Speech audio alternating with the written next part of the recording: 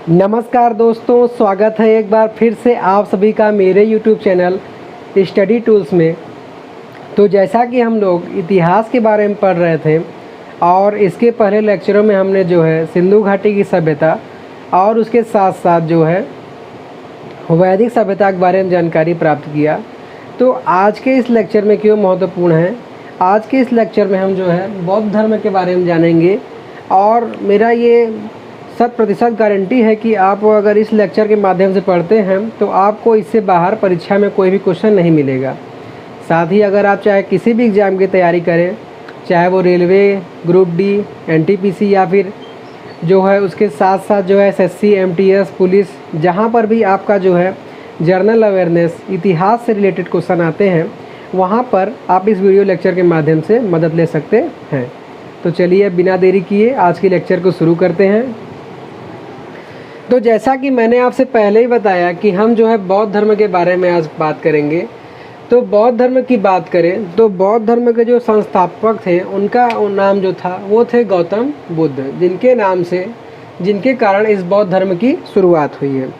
तो इससे जो महत्वपूर्ण क्वेश्चन में साथ साथ देखते चलते हैं कि बौद्ध धर्म के जो संस्थापक गौतम बुद्ध थे, इनके बचपन का जो नाम था वो था सिद्धार्थ। मतलब कि अगर गौतम बुद्ध के बचपन के नाम के बारे में हम बात करें तो इनके बचपन का जो नाम हो जाएगा वो सिद्धार्थ हो जाएगा।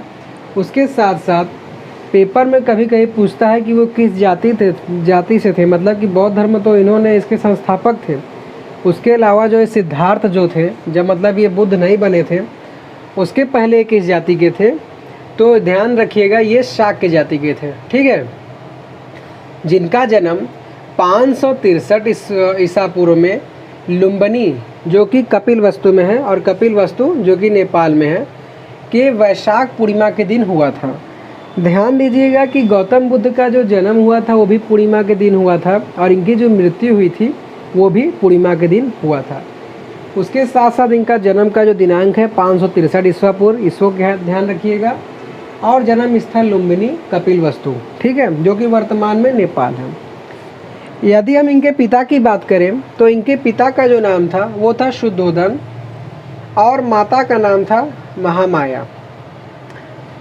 हुआ ये था कि इनकी माता ने जब गौतम बुद्ध मतलब कि सिद्धार्थ में जो इनका बचपन का नाम था, इनको जब जन्म दिया था तो जन्म के 7 ही दिन बाद, मतलब कि जन्म उनका हुआ उसके 7 दिन तक जो है वो जीवित थी। उसके बाद उनका देहावसान मतलब कि देहांत अर्थात मृत्यु हो गया। ठीक है, कहने का मतलब है कि अगर पेपर में आता है कि जो इनकी माता का मृत्यु कब हुआ था, तो गौतम बुद्ध के जन्म के 7 दिन पश्चात। फिर उसके बाद जो है तब इनकी माता का जब मृत्यु हो गया तो इनके जो पालने वाली माता थी, जिसको कि पालक माता, क्वेश्चन पूछता है कि पालक माता कौन थी, जो कि इनकी मौसी थी। ठीक है, तो क्वेश्चन ये भी पूछ सकता है इनकी मौसी कौन थी या इनकी पालक माता कौन थी। तो इनका ये जो नाम है प्रजापति गौतमी, इसको आप ध्यान रखिएगा। ये इनकी पालक माता भी थी, साथ साथ इनकी मौसी भी थी। उसके अलावा इनके साथ एक और रिश्ता था जो कि इनके गौतम बुद्ध बनने के बाद इनको जब ज्ञान की प्राप्ति हुई उसके बाद जुड़ा, उसके बारे में हम आगे बात करेंगे। उसके साथ साथ इनकी जो पत्नी थी उनका नाम था यशोधरा और पुत्र का नाम था राहुल। ठीक है, ये सब तो हो गया इनकी बेसिक जानकारी। लेकिन जैसे जैसे इन्होंने जो है तपस्या किया, मतलब ध्यान लगाया, ध्यान लगाने के साथ इनको ज्ञान प्राप्त हुआ, जगह जगह इनका जो है प्रचलित हुआ इनका धर्म, इनको उपलब्धि प्राप्त हुई, तो इसी कारण इनको और भी नामों से जाना जाने लगा। तो गौतम बुद्ध को जो है एशिया का पुंज कहा जाता है। उसके साथ साथ इनको शाक्य मुनि के नाम से भी जाना जाता है और तथागत भी इनको कहा जाता है। एशिया का पुंज क्यों कहते हैं? एशिया का पुंज इसलिए कहते हैं क्योंकि इनका जो बौद्ध धर्म है ये एशिया वाली जो जितनी कंट्रियां हैं वहाँ पर इनका बहुत ज़्यादा प्रचलन है।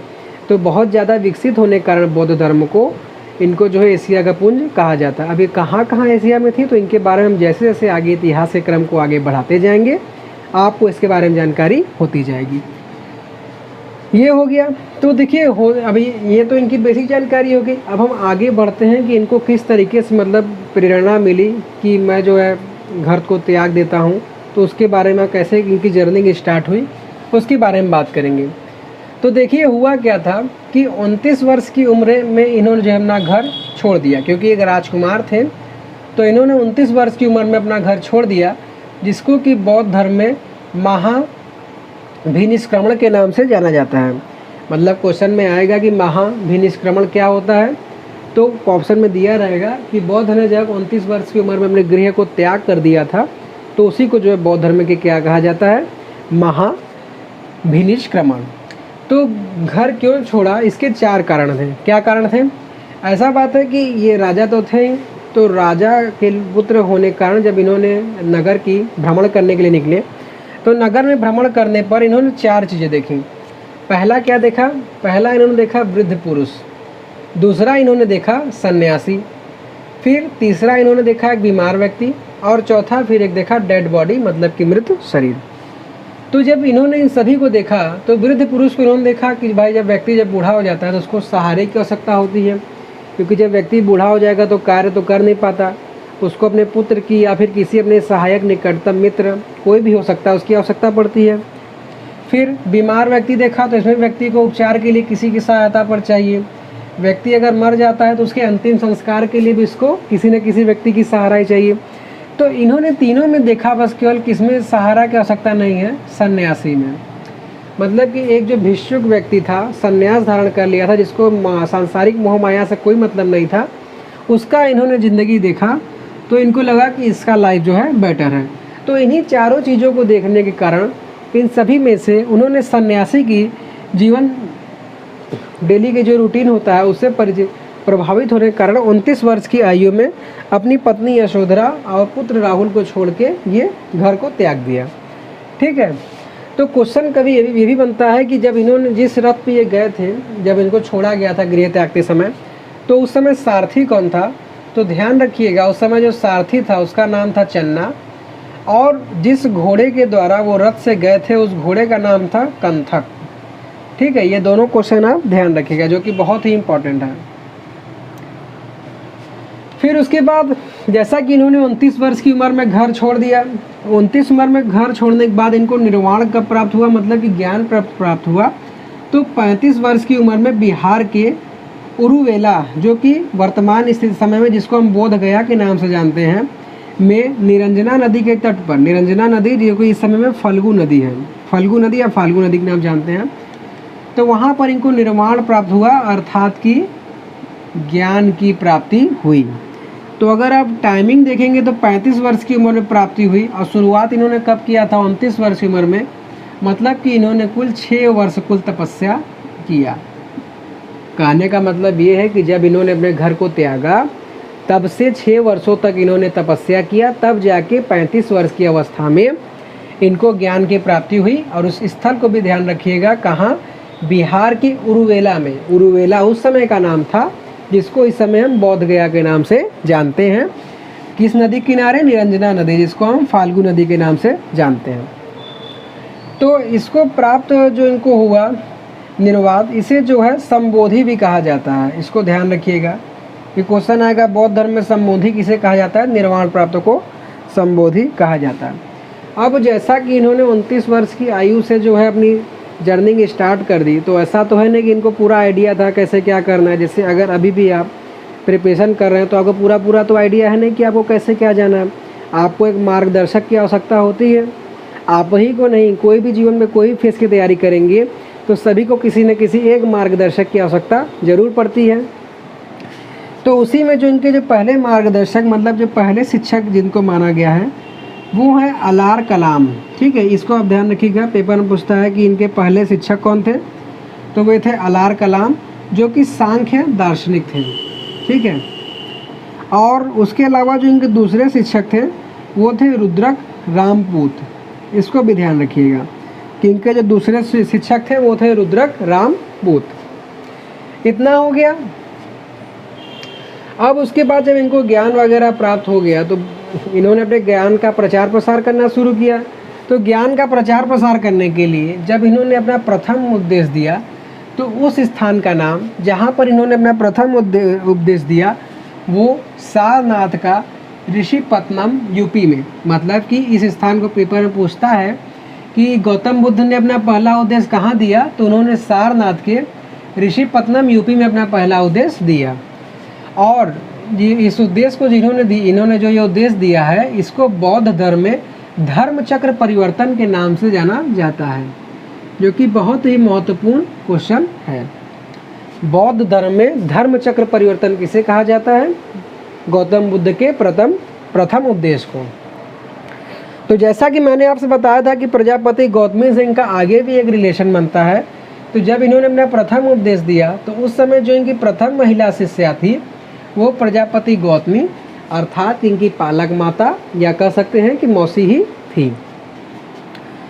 फिर उसके बाद 483 ईसा पूर्व में कुशीनारा, जो कि वर्तमान में कुशीनगर यूपी में है, यहाँ पर इनको जो है मृत्यु होगी अर्थात कि मोक्ष की प्राप्ति होगी, जिसको कि बौद्ध धर्म में महापरिनिर्वाण के नाम से जाना जाता है।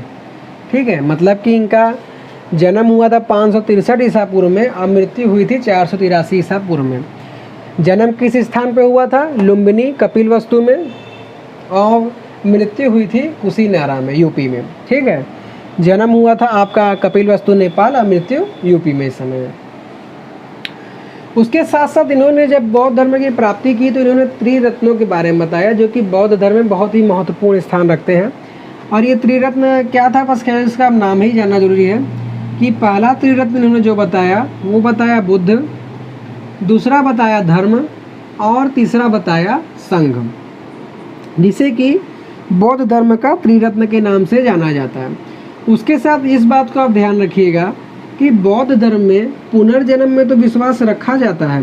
ठीक है, पुनर्जन्म में विश्वास रखा जाता है, लेकिन ईश्वर और आत्मा को नहीं माना जाता। मतलब कि इनके ईश्वर में आस्था नहीं है और नहीं तो ये आत्मा को मानते हैं, लेकिन पुनर्जन्म में ये विश्वास रखते हैं। उसके साथ साथ अगर हम बौद्ध धर्म के विभाजन की बात करें तो बौद्ध धर्म को आगे चलते चलते 2 भागों में बांट दिया गया था, जिसमें पहले भाग को हम हीनयान और दूसरे को हम महायान के नाम से जानते हैं।